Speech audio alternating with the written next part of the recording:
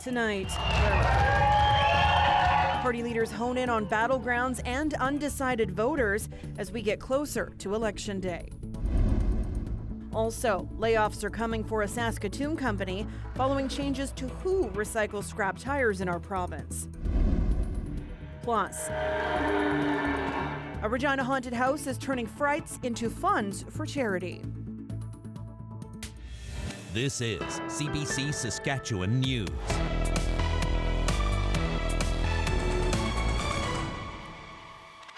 It is Friday, October the 25th, and the CBC Saskatchewan News starts right now.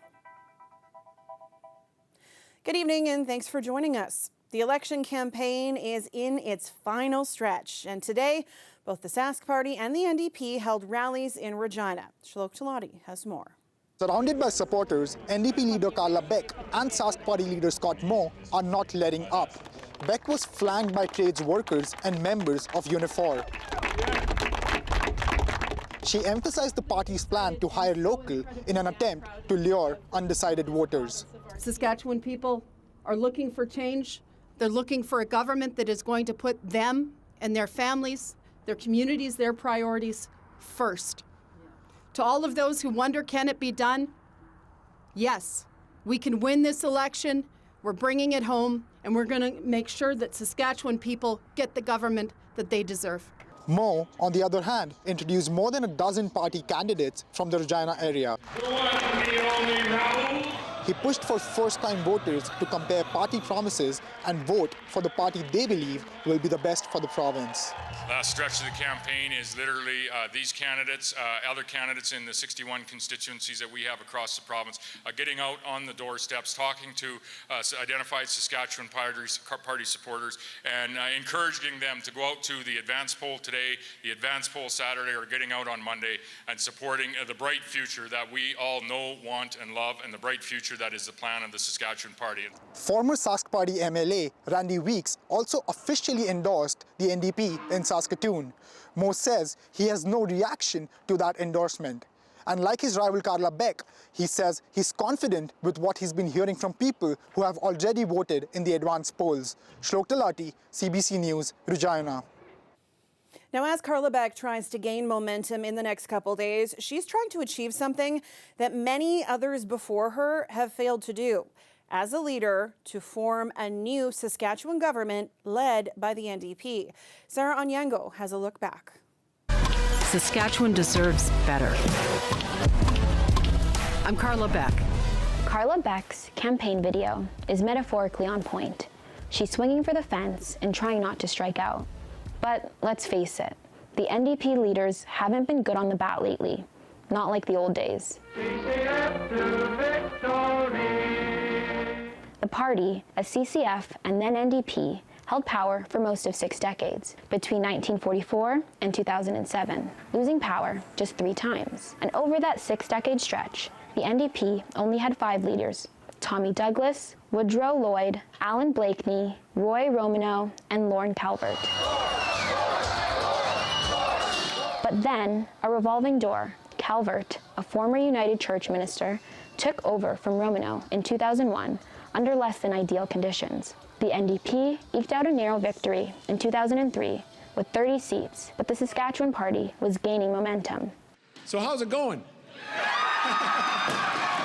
In 2007, Brad Wall won big, and soon after, Calvert stepped down as NDP leader. Next up, Dwayne Lingenfelter. The Saskatchewan Party was on a roll with all that resource revenue, and in the 2011 election, the NDP shrunk to 9 seats, its worst showing in 3 decades. And that was my fault, not yours. Lingenfelter also lost his own seat, a first for an NDP leader, and resigned on election night. John Nilsson stepped in as interim leader until Cam Broughton took the reins and led the party into the 2016 election, where Broughton lost his seat and the party only gained 1 overall. The party carried on with 2 interim leaders, Trent Wotherspoon and Nicole Sarr. And then it was 3rd time's a charm for Ryan Miley, who finally convinced the party to make him their leader. It took me 3 times to get into medical school, and Well, that ended up working out pretty well ultimately. In the last election, the NDP grew to 13 seats, and Miley held on to his, but it wasn't enough. In early 2022, the NDP lost an important by-election, and Miley resigned. The next leader of the Saskatchewan NDP and the next Premier of Saskatchewan, Carla Beck. Carla Beck is the party's first elected female leader. Her motto, "It's time for change," could apply to the party's high turnover rate. With 8 leaders in 15 years, the NDP is hoping to have a leader who sticks around. Thanks, Sarah. And if you voted dozens of times, maybe voting has lost some of its luster, but one group of 19-year-olds say this year they're voting in their first election, and they say that's really meaningful to them.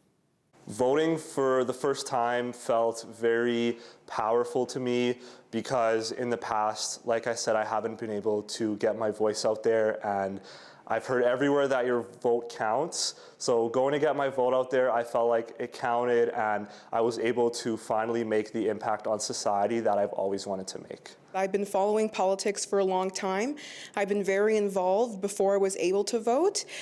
So being finally able to put my vote in and a vote that counts, it was very powerful for me after years of volunteering and being involved in the political world, especially here in Saskatchewan. Growing up, my parents were very open about the importance of voting and having my own political view. So casting my vote for the first time, I felt very proud and powerful that I was finally able to have my voice heard.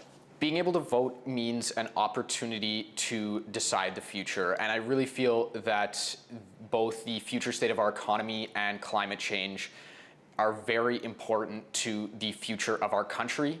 And agriculture, specifically in Saskatchewan, is a very big sector here. So I feel it's a great opportunity for me to have my voice heard on those topics. It was a super fast process. Because it was my first time, I didn't know what to expect. I went alone. It was very helpful, and it was a little bit daunting, I think, because I felt like I had a lot of pressure to make the right decision, and I think a lot of people, when it's their first time, they'll feel a lot of pressure from multiple different sides, whether it's parents, friends, online, to vote for a specific candidate, but you really have to look at the information presented to you and believe in yourself that you're making the right decision, and that's how I felt. You know, I took a deep breath and put my vote in, and it's a vote that I wanted, not that anyone else wanted, and that's super empowering, I think, for a lot of young people to really take control of their own future when they're casting that ballot. We invite you to join us here Monday night for Saskatchewan Votes 2024. We'll be live when the polls close at 8 o'clock, bringing you the results and analysis. You can watch us on CBC Television and CBC News Network, listen on CBC Radio 1, and stream us on YouTube and CBC Gem. And for those on TikTok, find our account. Host of the 306, Peter Mills, will break down everything with Politico's Steve Boots and Jennifer Al.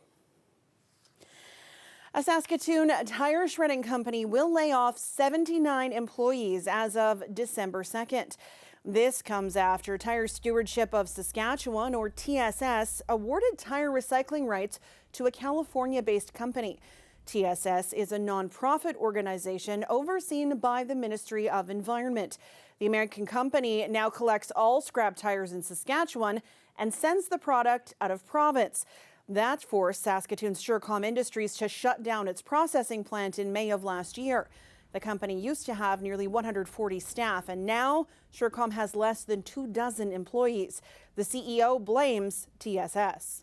Had the TSS just remained administrative, we could have done something amazing together. And what they've got in exchange is they bought a bag of magic beans that didn't come with a goose that laid a golden egg. It just came with an ugly giant that has come and destroyed everything that the Saskatchewan people worked so hard to establish in tire recycling.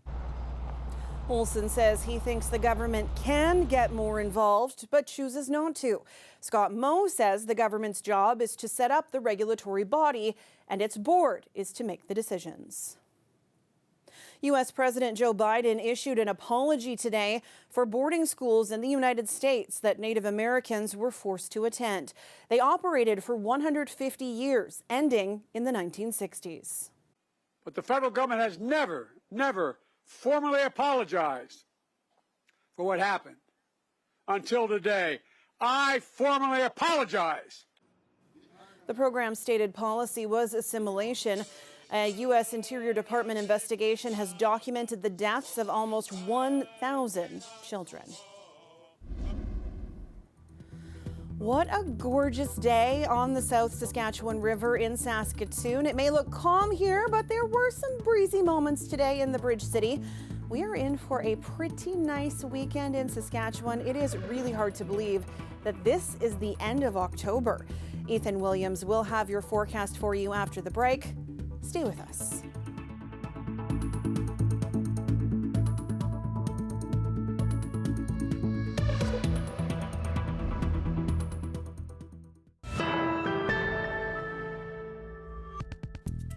Welcome back. We are in crunch time for the provincial election campaign. So what could happen on Monday? CBC Saskatchewan's political panel on the morning edition have some thoughts. If the NDP do start winning those, and I see those results coming in when we're on the panel on Monday night, and I see that happening, I'm going to be very interested in seeing something change. But in the likely event that they don't make major strides in seats like that, and still struggle to win rural seats like that, like Last Mountain Touch, what the NDP are talking about, but I don't think anybody can seriously think they are. If they are, it's a whole different ball game. That's the first level of big change. The less big change is, as I mentioned, is seeing them win seats like Saskatoon Silver Springs. They'll probably pick up Regina South Albert, where Alina Young is now the candidate, but Mofi has a seat in Pasqua. The Churchill Wildhood seat by Lambert in Saskatoon. These are all critical seats. Westview in Saskatoon by Buckingham. All seats that if the NDP start picking up, that means a very different opposition, a very strong opposition well into its 20s, and formidable, the kind of things, opposition that's going to change the dialogue in the House, because it's going to be a lot of loud NDP members forcing a lot of rural Saskatchewan guys to sit in their seats for a long time and have to, because there'll be actually issues related to quorum by that point. Which we haven't seen in a long time. So that's the whole next level. If they don't start winning seats like Alina Young's seat in Regina South Albert, then we're kind of looking something closer to the status quo, because anything under 20 seats for the NDP right now, I don't think it is going to be considered a great victory. Yeah, what is the threshold, do you think, for the NDP leader to keep her job? Because this would be the first time that one did after an election. Yeah, in a long time. Yeah, Ryan Miley lasted a little bit, but then lost a by-election, and then he stepped down. What's decorum, guys? I haven't been around for that, so. I'm just kidding. I didn't know that was a thing here. They use, like, the House Whip. I know you know what it is, but the House Whip really had to work back in the day. And then if you have a strong majority, as I'm sure listeners know, you have to have 15 people in the House. Yeah. And Ray's looking at me like he's explaining it to me. I'm kidding, because it has been such a blowout on the scoreboard. But I'll say, I think the polling for the NDP being this strong, and all these polls saying they're ahead, if for some reason on Monday night we see them at the status quo or just eking over 20, then I'm not going to speculate on Carla Beck's job, but I think that there is hope in the NDP, and they're whispering and they're campaigning like they're going for it. And so I think those are very different things than Ryan Miley having to defend his seat. And me on last 4 years ago, and us on the panel speculating when Ryan Miley's watching the results, and we had to wait until the mail-ins to know he was safe. This is a very different story this time. I forgot how I don't think his family liked that he was watching our coverage, and we said that was the seat to watch, and he was the leader. But they hadn't, as you said, Cam Broten, Dwayne Langenfelter, both lost to rookies. Miley was up against a rookie, and he won. We don't expect that to happen with Carla Beck in Lakeview, but the calculus is much different this time around. I think the reverse question is more interesting. What's Scott Moe's threshold? Because I think maybe I'm reasonably certain that they're positioned well to form another majority. It might be a significantly smaller one. But what does that mean? If it's really close, and if the NDP do start going into the even low or mid-20s or high 20s, that's bad news for Scott Moe in terms of his leadership for all the things that we talked about, because he doesn't want to be here sitting around the House with his vote needed to sit there in Regina and get things done. This means no government travel. This means a whole lot of things that made government fun for them. And after 10 years as premier, which it will be for him by the end of this term almost, then we have to basically think about, well, how long is he going to last and how long the process. But that's getting a little bit ahead of ourselves. Maybe let's see what happens on Monday night and see. But these are all the things to watch out for. And it's stuff that we haven't been watching out for because we've always, the last 3 elections, it's, well... How big would the win be? How big would the win be? Will the NDP get past a dozen-seat opposition? Yeah. I think they will. It's a legitimate question to ask what happens if they don't get much higher than that. But I think the problem is more on the government side. This weather update is brought to you by Mercedes-Benz Regina, proud member of the Capital Automotive Group.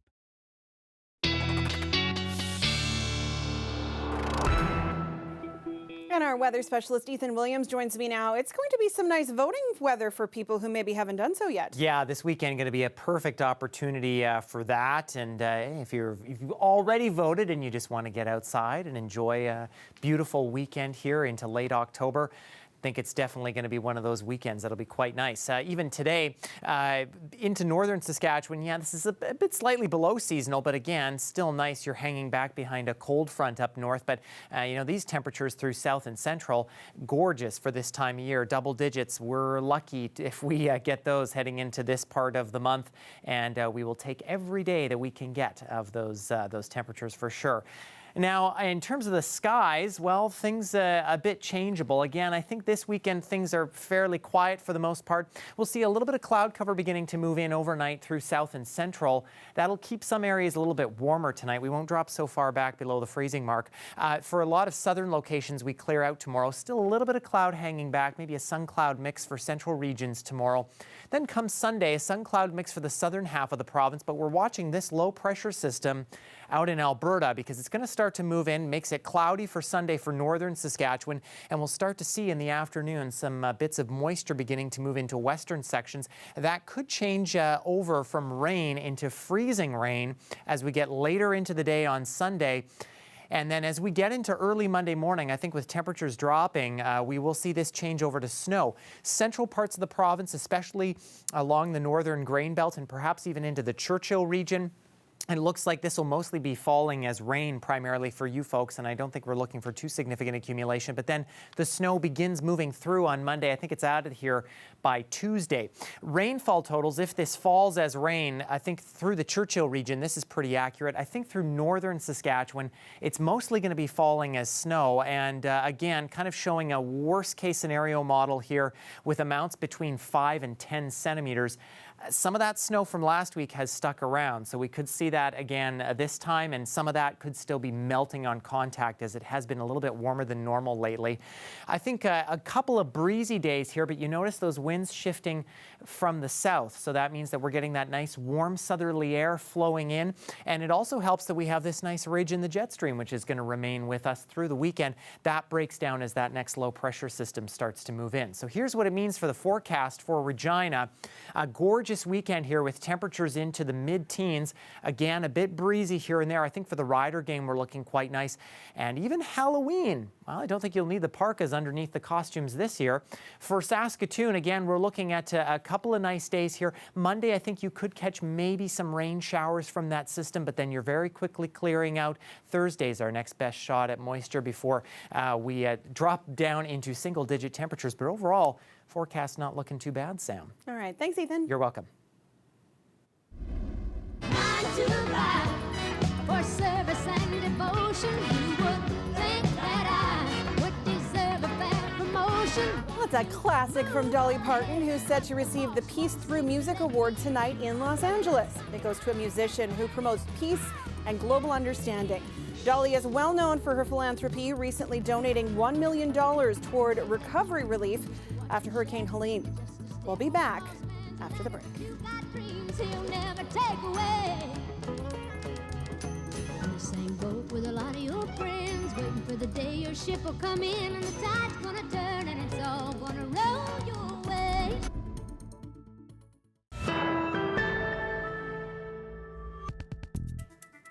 We've been talking nonstop about the provincial election campaign, but we are also in spooky season. Creatures of the Night Haunted House in Regina is jam-packed with scares, and it's raising money for the Children's Hospital in Saskatoon through Spirit Halloween. We stopped by for a tour.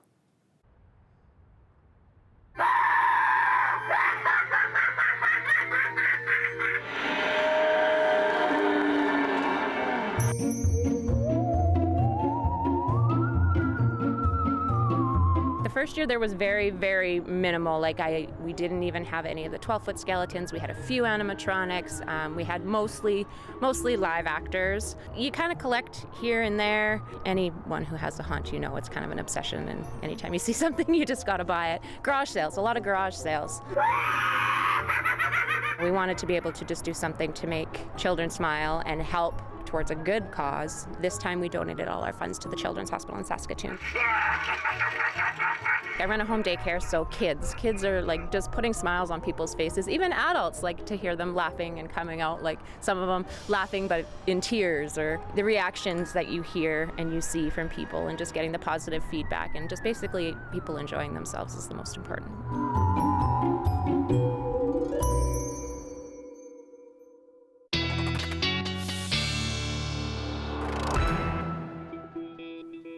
Too many clowns. Too many clowns. I'll be watching from outside. How about the weather? Nothing scary about this forecast. Going to be a nice one, I think. Saskatoon waking up to mostly cloudy skies. That'll keep the temperatures near zero, which is pretty nice when you compare that to the past couple of days. Sun cloud mix with a bit of a breeze by the noon hour, I think, is where we're headed. And I think a sun cloud mix for the rest of the day as well, with highs near 10. Regina, same cloud cover in the morning hours for us. Again, a little bit of a breeze. I think that'll carry into the afternoon, but we're actually going to clear out a little more. And by the noon hour, we're looking for a temperature of around 8 or so. It'll be a temperature possibly near in between 10 and 15, which means that by the time we get to kickoff for the Stamps at Riders for the final regular season game tomorrow at Mosaic Stadium, it'll be a wonderful 9 degrees with a little bit of a breeze, but not often we get to have a game this late in the season, Sam, where it's this nice. Snow-free. Yeah, exactly. All right. Thanks, Ethan. You're welcome. And that is it from us this week. For more on the provincial election campaign, you can head to cbc.ca/sask.